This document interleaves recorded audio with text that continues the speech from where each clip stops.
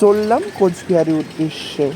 জয় নিতাই, জয় গুরু, জয় রাধা ব্রজ। নিতাই ছাদের অশেষ কৃপায় আশা করছি তোমরা সবাই খুব ভালো আছো, আমিও ভালো আছি।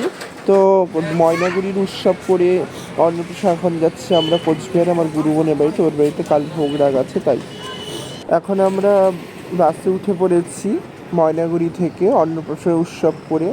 রাত হয়ে গেছে অনেক, যদিও এখন প্রায় 8টা বাজে। পৌঁছাতে আমাদের 10টা বেজে যাবে।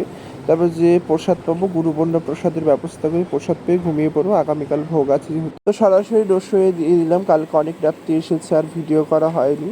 রসইও মোটামুটি শেষ, একটু পরেই ভোগ লাগবে। এখন শুধু রসা আর পায়েসটা বাকি আছে, কারণ পায়েসটা আগেই করি, কিন্তু যেহেতু গরুর দুধ, গোয়ালা দুধটা দেরি করে দিয়ে গেল। তো এদিকে আমি রসা করছি, এদিকে আমার ভাস্তা পায়েস নাচ্ছে। তো ভোগ লেগে গেছে, এদিকে কীর্তন করছে। আর আমার গুরু বোনের নাতনি দেখো স্নান করে তুলসী গাছে জল দিয়ে পরিক্রমা দিচ্ছে। বলছে সৎসঙ্গে স্বর্গবাস, অসৎসঙ্গে সর্বনাশ। তো এটা হচ্ছে সৎসঙ্গ এবং বৈষ্ণবের সঙ্গের আচরণ। যেহেতু আমার গুরু বোন প্রসাদ ভুজি খুব ভজন করে, আমার গুরু বোন, তার একটা কৃপা দৃষ্টি বা নিতাই গৌরীর কৃপা দৃষ্টি দেখো। তার নাতিকেও কি সুন্দর নিষ্ঠাচার শিষ্টাচার শিখিয়েছে।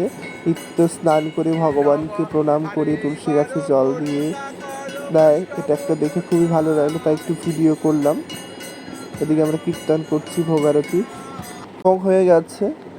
সকলে ভোগ দর্শন করো। এটা আমার গুরুবনের সেবিত বিগ্রহ রাধা ব্রজমোহন।